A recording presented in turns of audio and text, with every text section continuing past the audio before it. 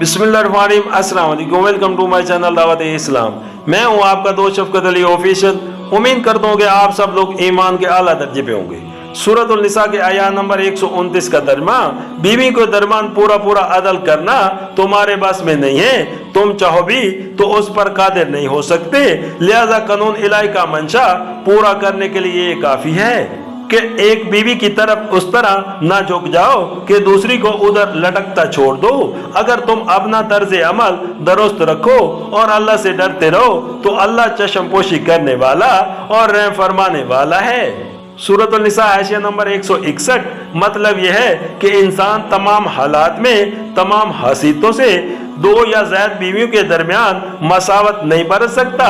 एक खूबसूरत है और दूसरी बदसूरत, एक जवान है और दूसरी सन रसीदा, एक दैमुल मारज है और दूसरी तंदुरुस्त, एक बद मिजाज है और दूसरी खुश मिजाज, और इसी तरह के दूसरे तवाफत भी मुमकिन है जिनकी वजह से एक बीवी की तरफ तैबत इंसान की रग़बत कम और दूसरी की तरफ ज्यादा हो सकती है।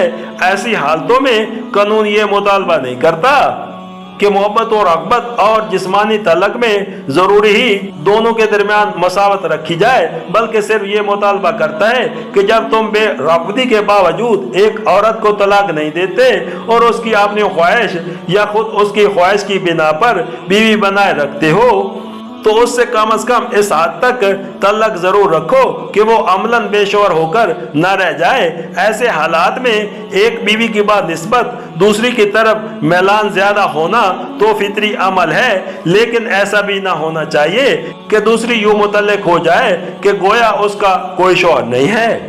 इस आयत से बाज लोगों ने यह नतीजा निकाला है कि कुरान एक तरफ अदल की शर्त के साथ तदादुल अज़वाज की इजाजत देता है और दूसरी तरफ अदल को नामुमकिन करार देकर उस इजाजत को अमलन मंसूख कर देता है। लेकिन दर हकीकत ऐसा नतीजा निकालने के लिए इस आयत में कोई गुंजाइश नहीं है।